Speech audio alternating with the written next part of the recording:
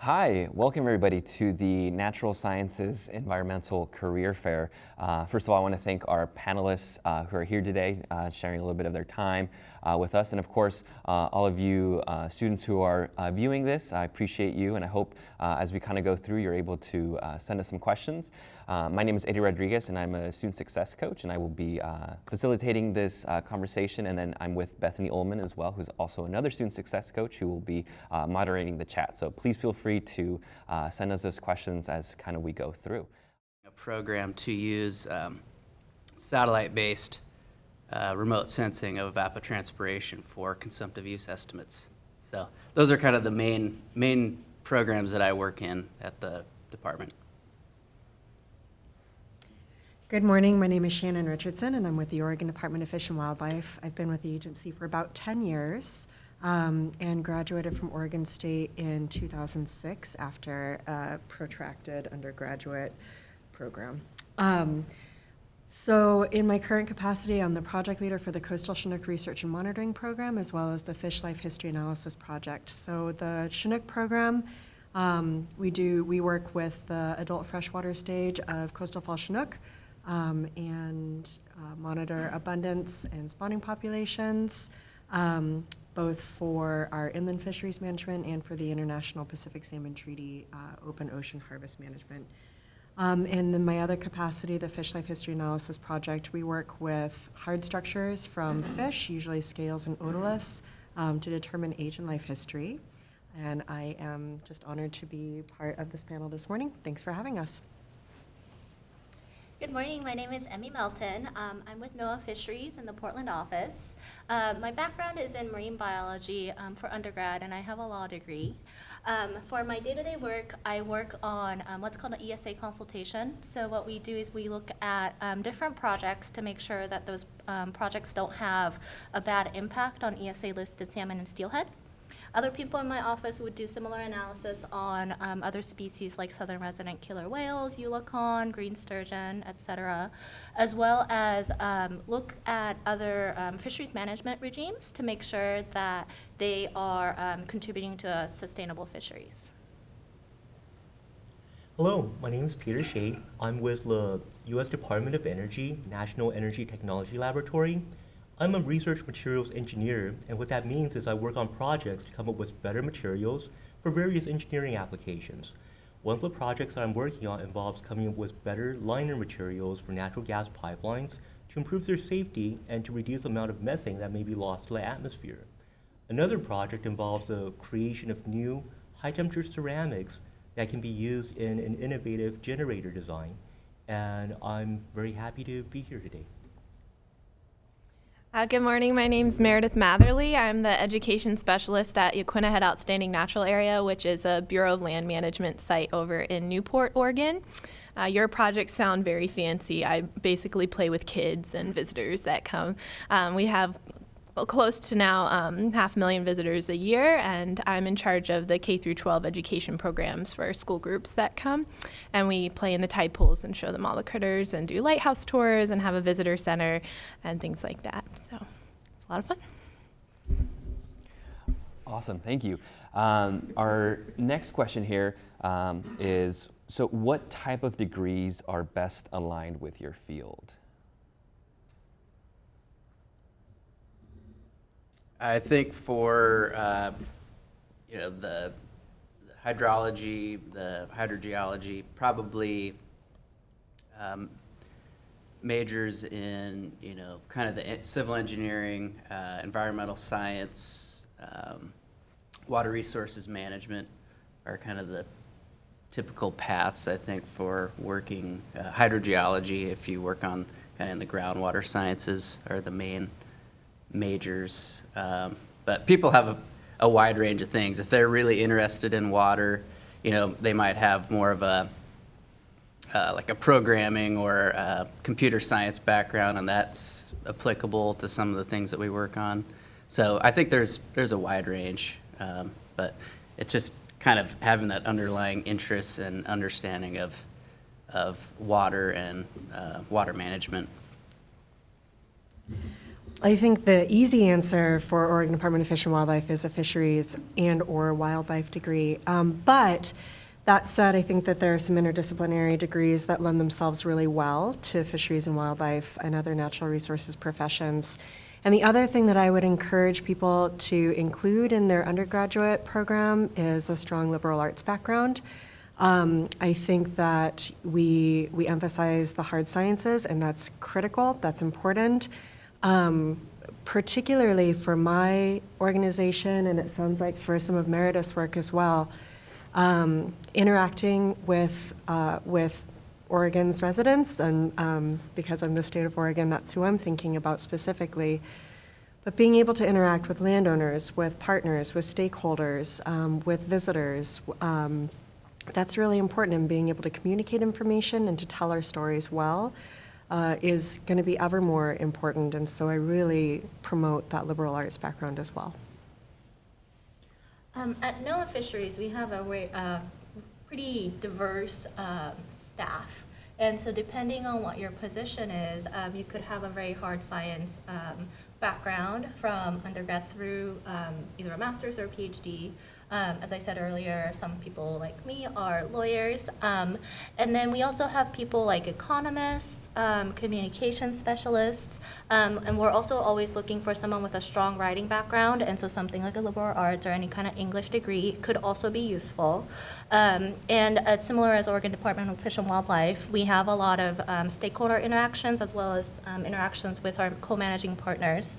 And so people with people skills, so any kind of degree where you can earn that type of skill is going to be very useful.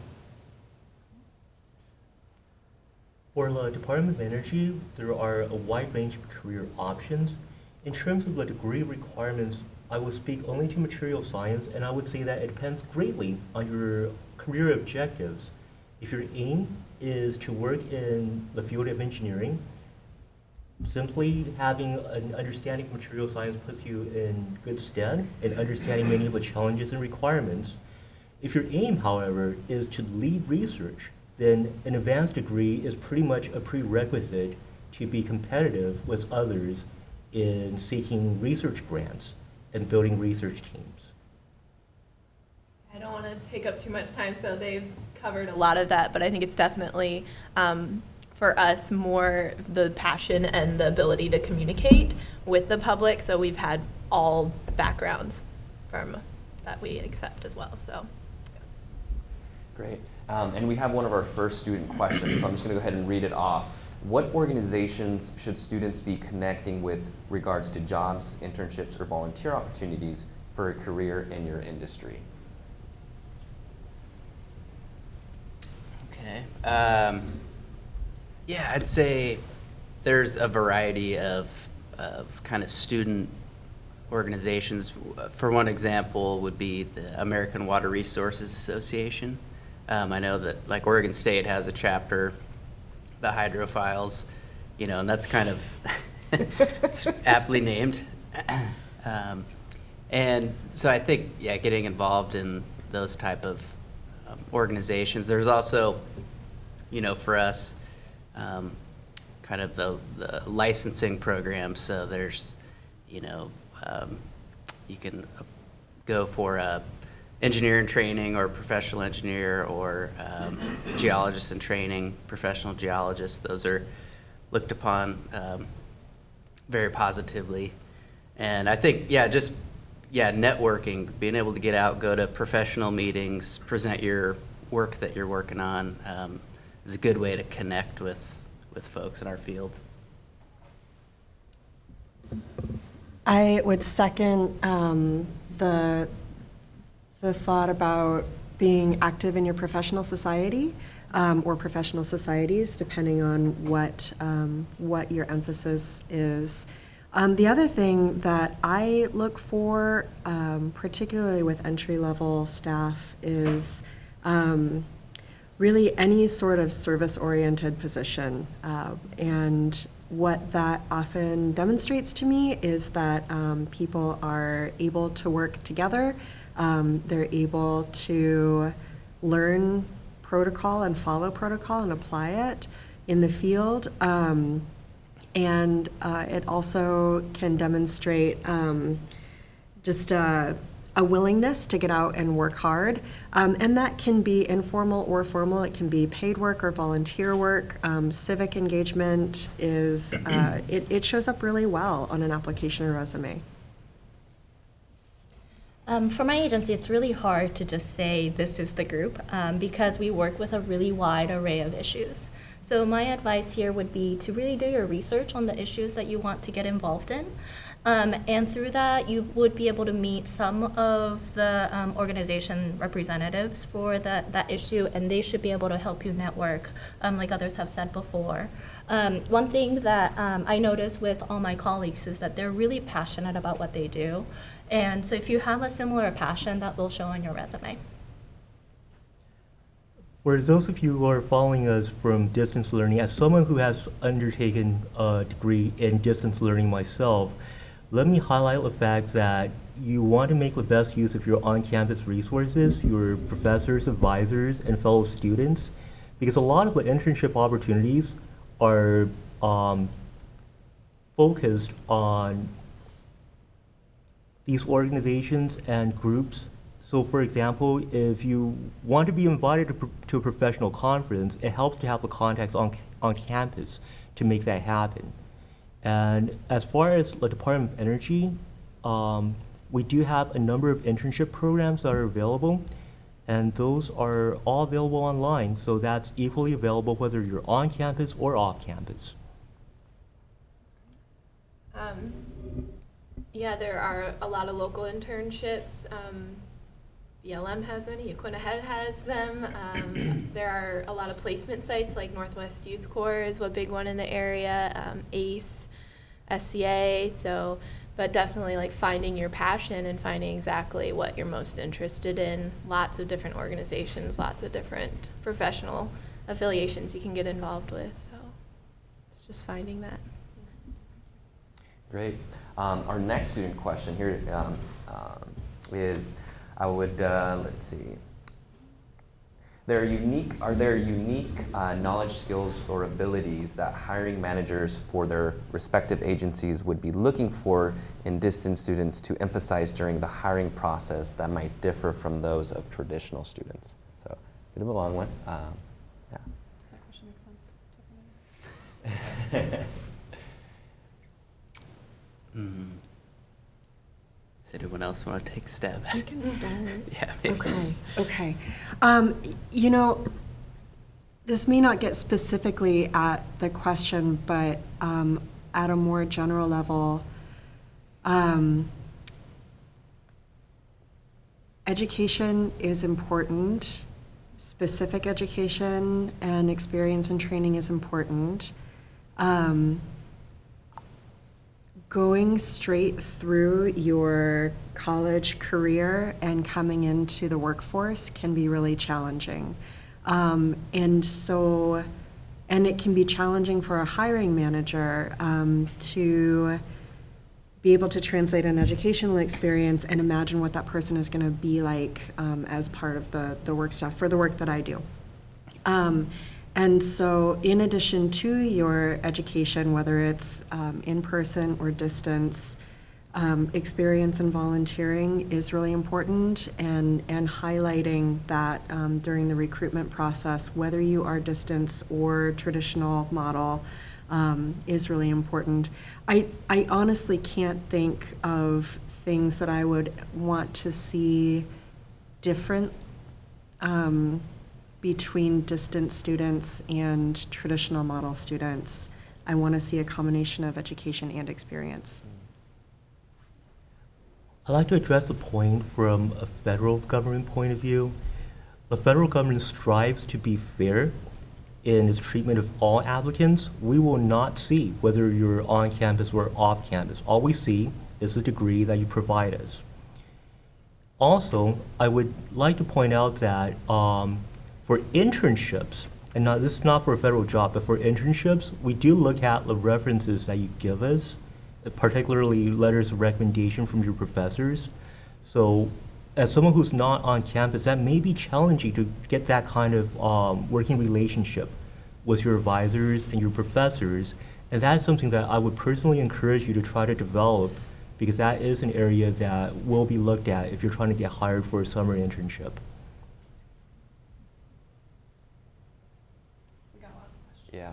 Cool. Yeah, that was a great question. Yeah. That was a good one, yeah. So another student question is, what percentage of time do you spend doing what you thought you would be doing, and how much time do you spend doing those extra things that may require different skills than your main job function? Let's see. So I think in my position, and I think, this is something that people should strive for. There's parts of your job that have to get done, the day-to-day, tasks, keeping things operational and running. But then there's also projects that keep you really interested in kind of the reason that you got into the field. So I would say I'm able to split those pretty evenly, like the things, and it's all periodic. Like there's times where, things are running well and, kind of operational and able to kind of work on the funner side projects. And then there's times where you just got to sit down and work through, the day-to-day stuff. So I'd say it's about 50-50 for me most of the time. I laughed when you asked this question because sometimes it's hard to remember what I thought I was going to be doing. And I think most of my colleagues, and including me, we got into fisheries and wildlife because we are passionate about the resources. And I think we all at one point or another envisioned ourselves, being outdoors and tromping through streams and the woods and grasslands. And generally speaking, the more time you spend with an agency, your work often evolves. And some of those side projects become the things that you do. And sometimes that's fine. And so I would say, I don't get in the field a lot anymore, but what I'm doing is fulfilling for where I am now. So for my agency, we have a science arm and the policy arm. And so I currently work for the policy arm. So as you can imagine, that's more indoors, working with people, going to meetings on the phone. So in that perspective, I think I'm doing what I thought I was going to do.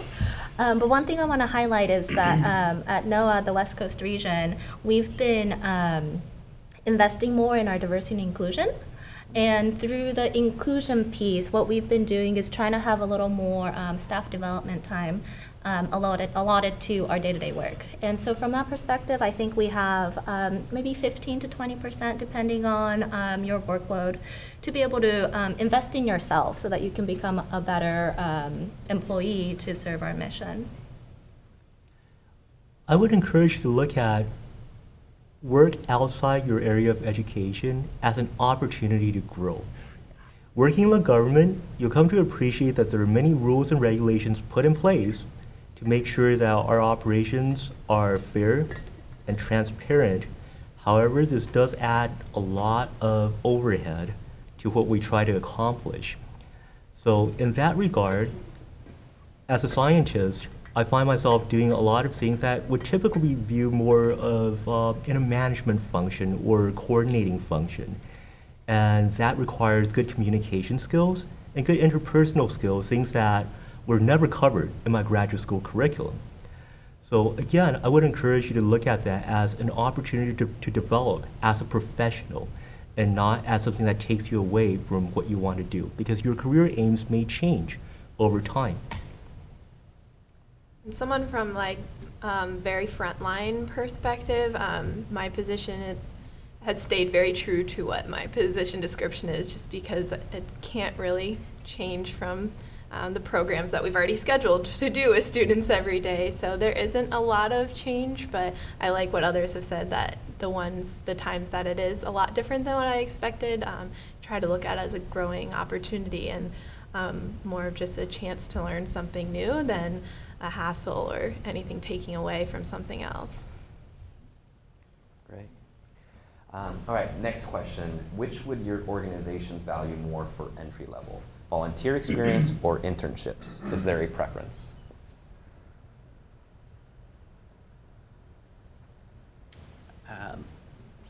I think I think both probably. And I think typically the internships they start out as kind of a volunteer basis and then maybe transition into an actual position. But in terms of like just getting a foot in the door, I've seen both. But typically we don't hire a lot of, interns dedicated unless someone starts out as kind of a volunteer part-time. Yeah, I'd say the same is true for our agency. There are internship programs within our agency that often provide those interns with some leg up just because they become familiar with the inner workings of the agency and the work. However, if I was looking at someone's application materials and they had volunteer experience that was significant or an internship, I would evaluate those for the experience that they provided without any particular preference to one over another. Yeah, I think we're also similar in that if it's the same position and the difference is whether it's a volunteer or internship, there's really no difference for us. It's really a matter of what experience you got out of it. The only thing I want to highlight is that for our agency, we typically only have interns. So if you're talking about working for NOAA, then I would strongly recommend looking into the internship opportunities there are. As is many times the case in engineering, the answer is it depends. Yeah. Yeah.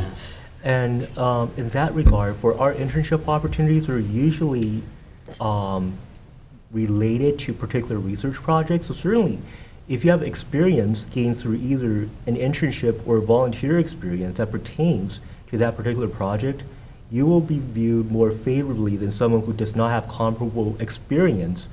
But how you get the experience, whether it's through an internship or a volunteer opportunity, is immaterial.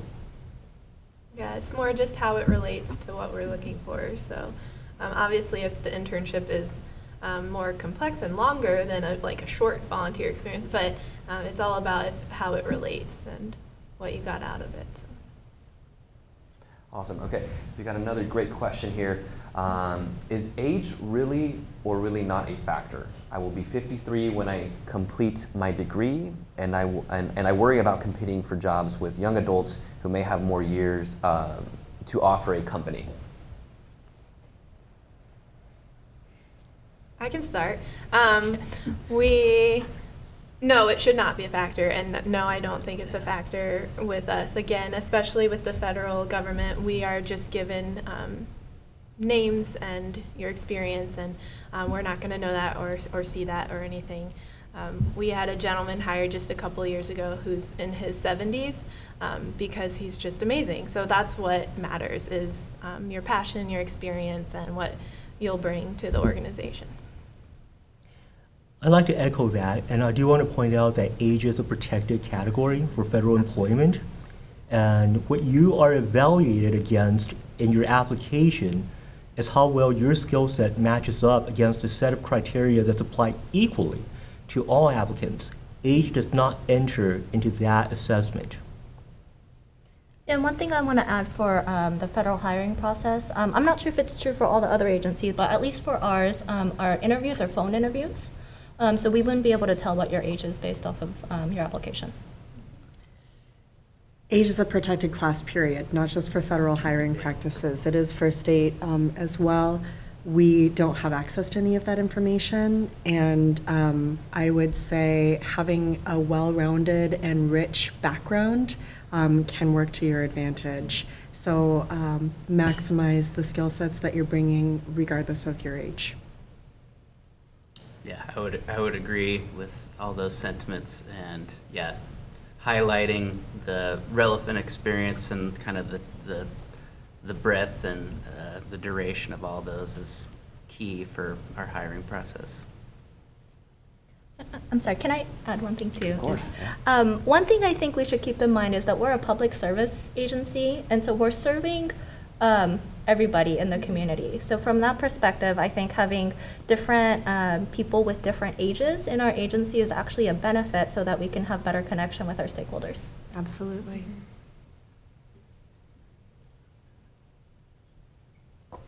Yeah, another question that we got is how can a student from maybe like a different career background, how do they make that transition into, you know, kind of maybe they came from like a corporate field and now they're switching over to that sciences field?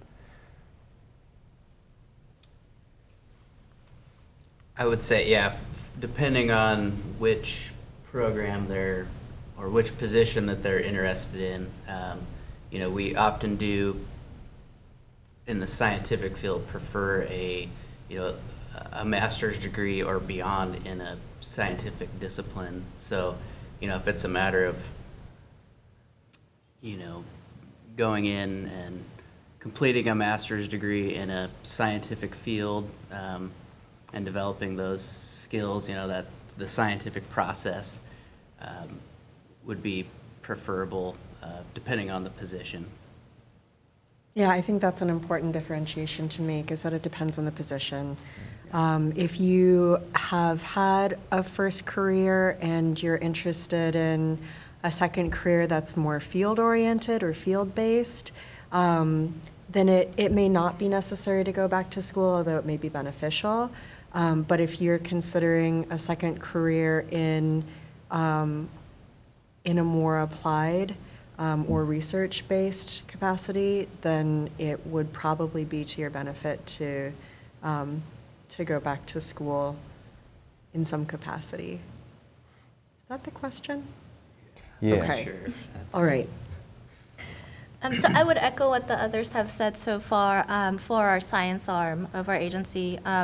For those people working on more of the policy side, I think there's a lot more transferable skills that you can highlight. So things like project management is critical in getting our work done on time, people skills. And I think our recent hires that's been really successful, what really made the difference for them is the initiative and the willingness to learn. None of us come into our position knowing everything we do. And so I think just saying that up front, acknowledging where your weakness is and your plan on how you're going to improve that is, I think, going to make a really big difference. I will address a specific point. For certain jobs in the federal government, a degree or professional certification will be required, particularly if you're working in science and engineering. So in that regard, having a degree from an ABET accredited program is sometimes a prerequisite to be hired into that position. Now, this is for a full-time position with the federal government. This does not necessarily apply to internships. Yeah, and some do require degrees, but again, with the federal government, you can apply based on education or experience or a combination thereof. So if it's not more of an entry level, but it sounds like we're talking about more of like a switch later on in your career, you can apply based on experience if it's relevant enough and still be eligible for those higher jobs. And exactly what you were saying, just, you know, show those strengths and weaknesses, but recognize those weaknesses. Excellent. Thank you. Okay, our next student question reads, how do you get experience when you cannot realistically work for low wages when you are working full-time? It does.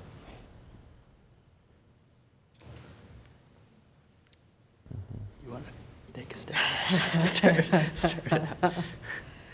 Oh, I feel you. It's a really, really good question, yeah. And I think that is a particular challenge for students who are not following a traditional educational pathway. When you're working full-time and you want to gain experience in your new chosen field, taking advantage of those volunteer opportunities can be critical, making professional contacts, starting to connect with your professional society.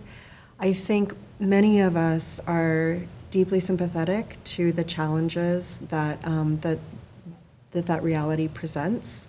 And many of us are balancing very full and complex lives. So I would reach out to professional contacts and to local organizations and agencies. Say, look, this is my situation. These are my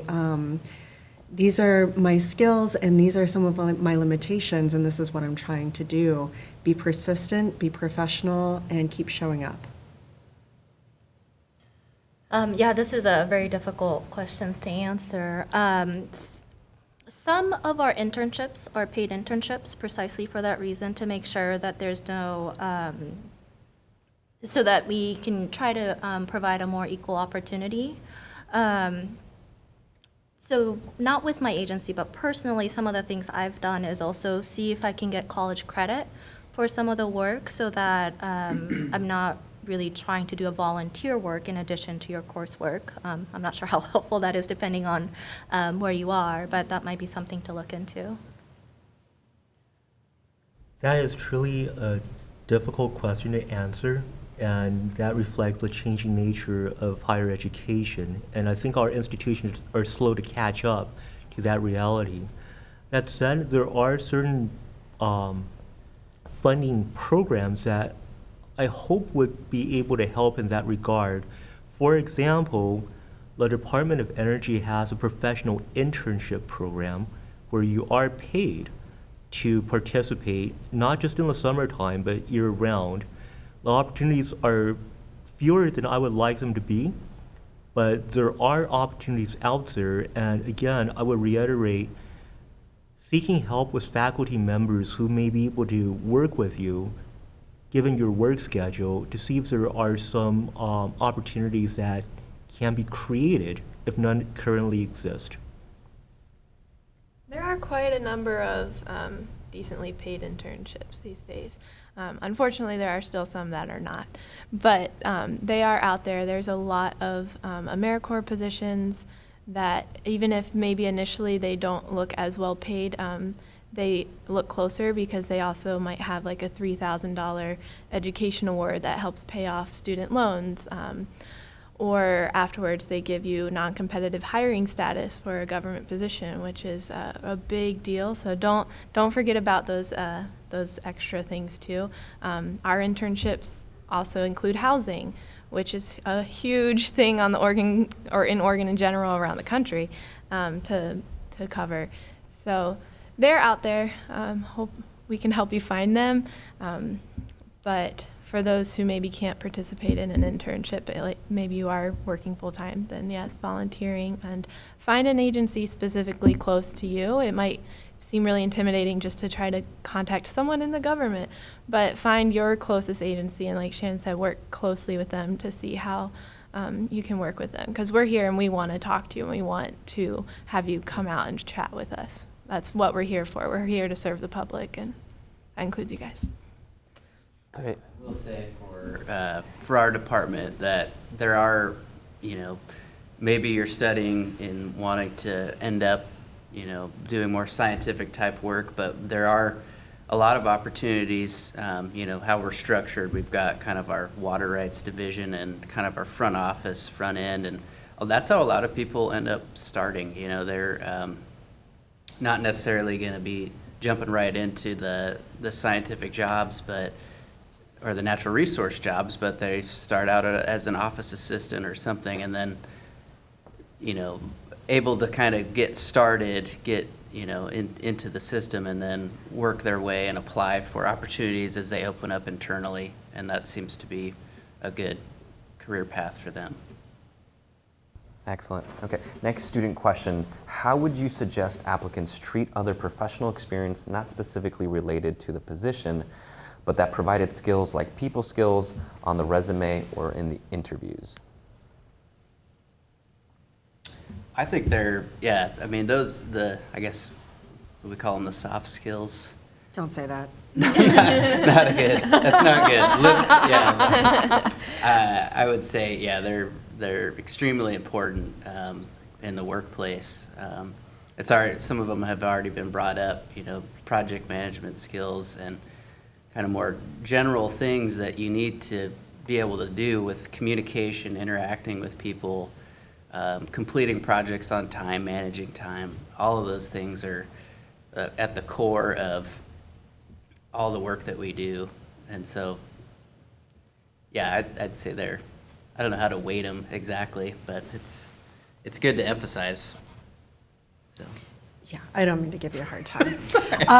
No, what Jordan said is spot on, and I think one of the things that when I talk to staff members about developing their application materials, one of the key messages that I offer them is that the part of your job as an applicant is to help your prospective employer understand and be able to picture how your skills are going to support the team and the work that you're out there to do.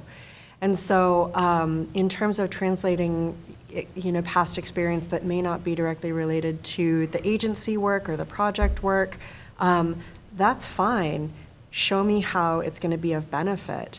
And that's really, if you can make a good case and you can help me understand and imagine how the skill sets that you gained as a manager at Barnes & Noble are going to apply to the work that we do, awesome, bring it.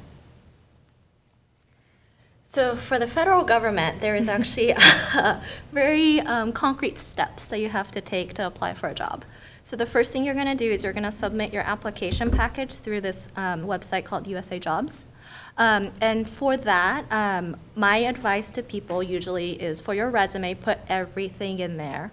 There's no page limit. And what happens is that application gets sent to a center, and people filter through it. People that don't necessarily know what your job is filter through that.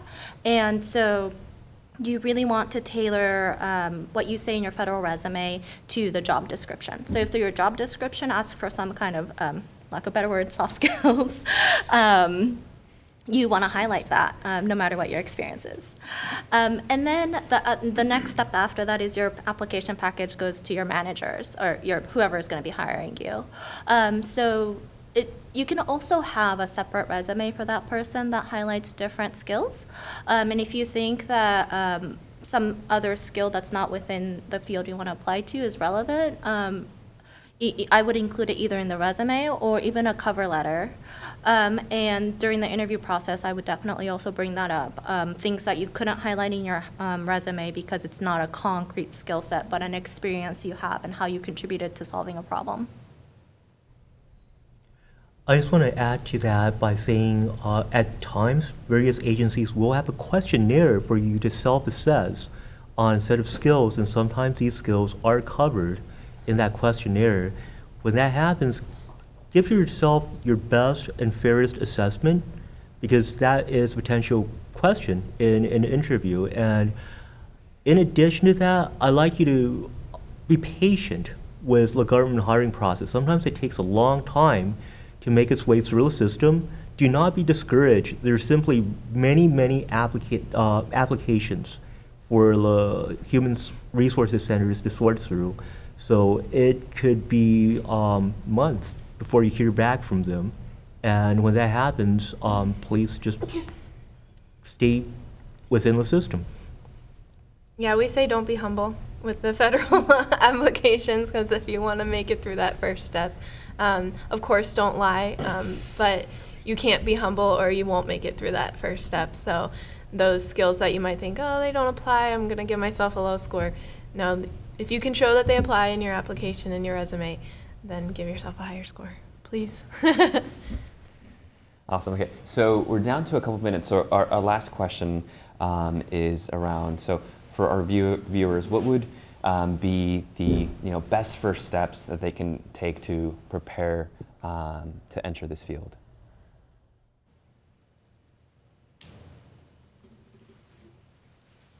Yeah, so I think completing your degree program and kind of setting a good path. Oftentimes there's you kind of try to select a route to go, and then attaining the necessary skills, as we've said, doing a good job networking and establishing some relationships with people that are currently in the field and kind of have experience, and developing kind of a specific skill set, I think is really important. And with that, I'll pass it along. I think most of us here today have talked about passion and finding what drives you and what your personal interest and motivations are. I would also encourage you to be open to opportunity. The connections that you make, the opportunities that you encounter as you pursue a professional pathway can start you in one direction and lead you somewhere very different. And so with your educational background and your professional contacts and developing your passion, also be open to opportunity. I'm going to speak specifically to NOAA Fisheries West Coast Region. For our agency, what we do is we do what's called a batch hire. And so we'll have one job description for multiple positions. And those job descriptions, if you've seen them, is pretty vague. So in order for you to understand what you really need, you need to find out a little more than what the job description says. So whether that's doing some research on our website or talking to people that might know more about these job descriptions or other jobs within our agency will help you tailor what your experience should be. More broadly speaking, if you're interested in working for the federal government, get acquainted with the USA Jobs website. That's where all the federal positions are required to be posted. And you can even set up email alerts to let you know when certain career fields have openings that are available. And I would encourage you to look at it with an open mind and see where the opportunities are. And I wish you the best of luck. Yeah, you guys covered it pretty well. But definitely with USA Jobs, it is something that you have to navigate through and get used to. Make sure you're including everything in your resume that you have to include, because even just one little thing can make you miss that. But there are lots of tools out there. You can even just Google like federal resume, what should I include? And it's all there, but again, we're all here as well to help with that. So don't forget to reach out, and whether it's your career center or someone in a job like ours. Awesome. Well, again, thank you so much for taking time today and helping our students and providing some excellent information. And to all our students online, appreciate you sending us all those questions. Apologize we weren't able to get to all of them, but those were some really excellent questions. So again, thank you to our employers, and of course, thank you students for being online. So appreciate it.